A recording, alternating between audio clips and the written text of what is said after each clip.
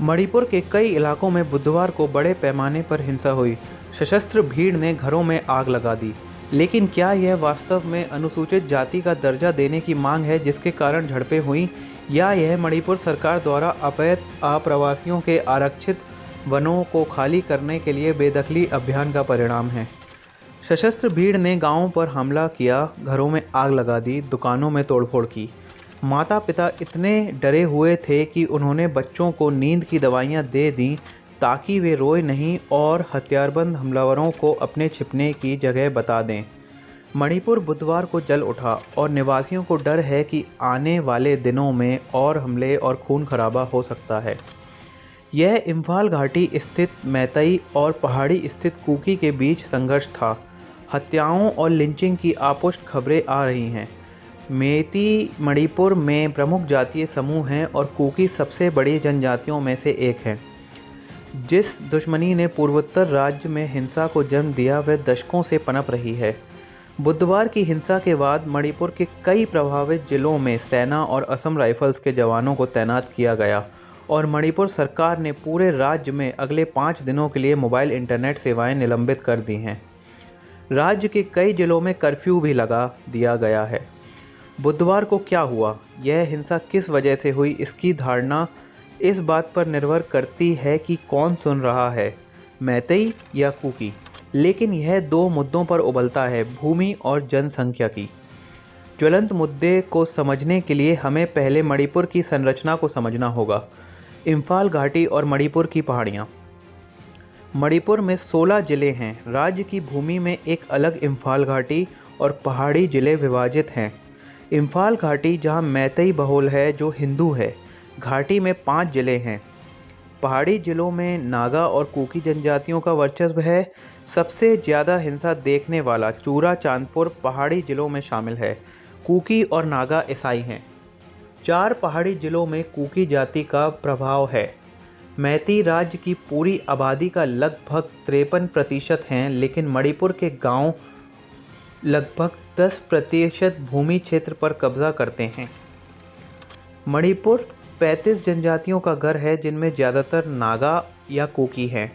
घाटी राज्य का सबसे अधिक आबादी वाला हिस्सा है क्योंकि इसमें न केवल अधिकांश जनजातियों के लोग बल्कि अन्य हिस्सों के भारतीय नागरिक भी हैं। शेष जनसंख्या पहाड़ी जिलों के 90% भूमि क्षेत्र में बिखरी हुई है, लेकिन इन जिलों में आरक्षित वन क्षेत्र हैं। मैतीस के लिए एसटी स्थिति का मुद्दा।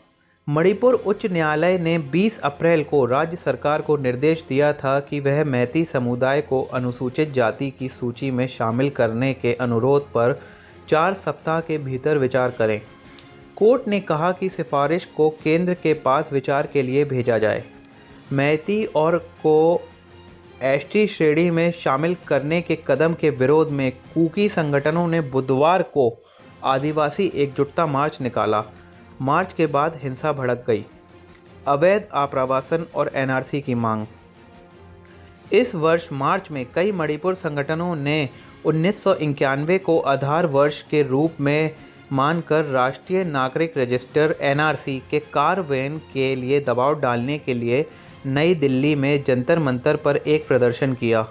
संगठनों ने दावा किया कि मणिपुर में 24.5% की वृद्धि दर के साथ अचानक जनसंख्या वृद्धि देखी जा रही है, जबकि राष्ट्रीय औसत 17.64% है।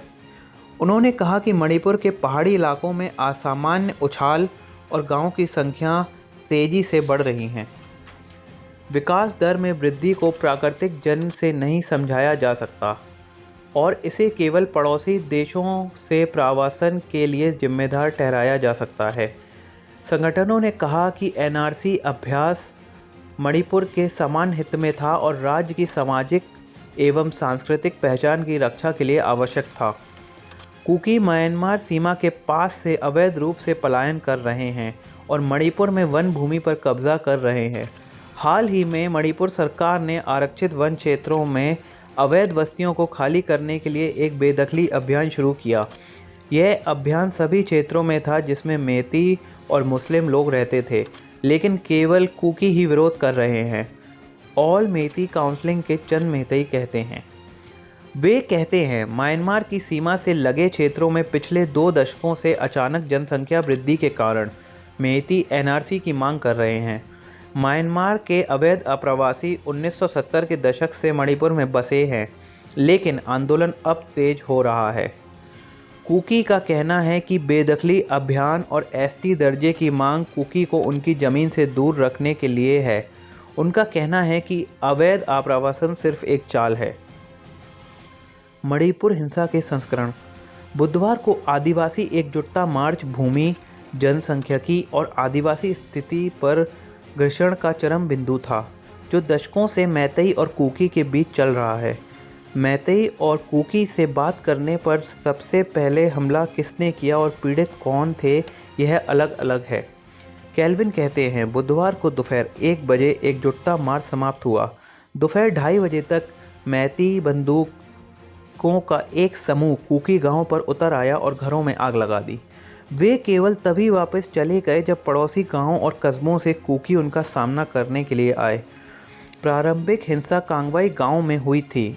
पुलिस और कमांडो मूक दर्शक बने रहे और उनके साथ हो गए क्योंकि वे घरों में तोड़फोड़ करने और नष्ट करने के लिए गए थे। 30 से अधिक लोगों को मार गिराया गया है, घायल केल्विन कहते हैं। कुकी संगठन के सदस्य के अनुसार रात 8 बजे मेइती भीड़ फिर से लौटी और घाटी की सीमा से सटे एक गांव कंगवाई में घरों को जला दिया गया।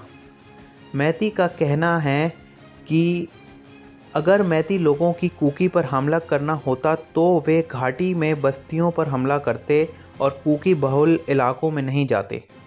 नागा बहुल क्षेत्रों में एकजुटता मार्च शांतिपूर्ण था, लेकिन कुकी बहुसंख्यक चूराचांदपुर में यह बहुत हिंसक हो गया।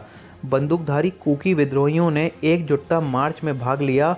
वे शाम को मैतेई गांवों में आए, घरों में आग लगा दी, संपत्तियों में तोड़फोड़ की और पीछा किया, चंद मेहताई कहते हैं।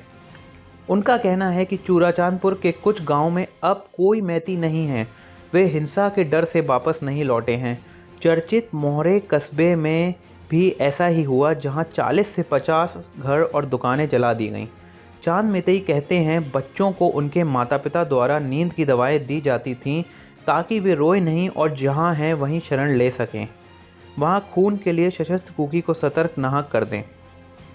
उनका कहना है कि अर्धसैनिक बल और पुलिस भी चूराचांदपुर और मोहरे में आगजनी और हमले को नहीं रोक पाए क्योंकि यह पूरी तरह सुनियोजित थी। हिंसा ने ओलंपिक पदक विजेता और boxing icon MC Mary Kom को मदद की गुहार लगाने के लिए मजबूर कर दिया। उन्होंने ट्वीट किया, मेरा राज्य मणिपुर जल रहा है, कृपया मदद करें।